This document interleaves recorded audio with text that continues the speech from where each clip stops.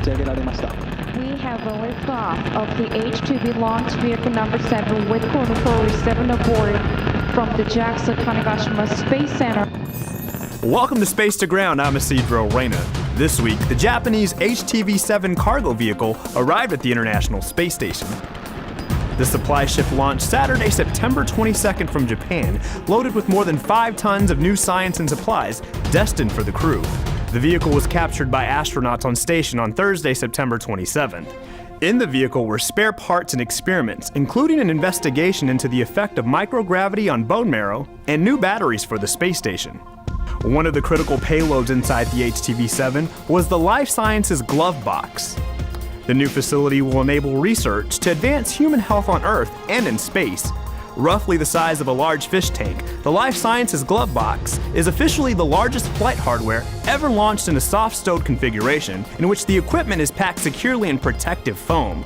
The glove box will be transferred in the Japanese Kibo module, where up to 2 crew members can conduct 1 or more experiments simultaneously.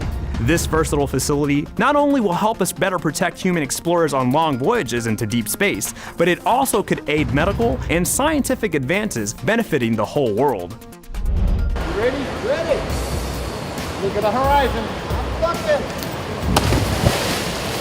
NASA's Josh Cassada and Boeing astronaut Chris Ferguson went through water survival training at NASA's Neutral Buoyancy Laboratory. This is just one form of preparation as astronauts train towards the first crewed launches on spacecraft from Boeing and SpaceX. As always, head over to nasa.gov/commercial-crew for all of the latest updates from this exciting new chapter in human spaceflight. This week's question is about communication. Amelia asks, how often do the astronauts have contact with their family or friends, and is it complicated? Communications between space and Earth have improved greatly in the years since Apollo, Mir, and even the early months of the space station. Back then, astronauts couldn't contact their families easily. Today, during their free time, they have access to an internet protocol telephone. To use this, they can dial a number on a laptop computer, and with the help of an antenna and satellite system, they can speak directly with their families. They can also send messages by email.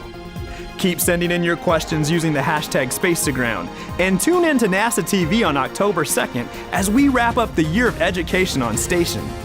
Watch astronaut and former classroom teacher Ricky Arnold answer questions on social media using the hashtag #TeacherOnBoard live from the International Space Station.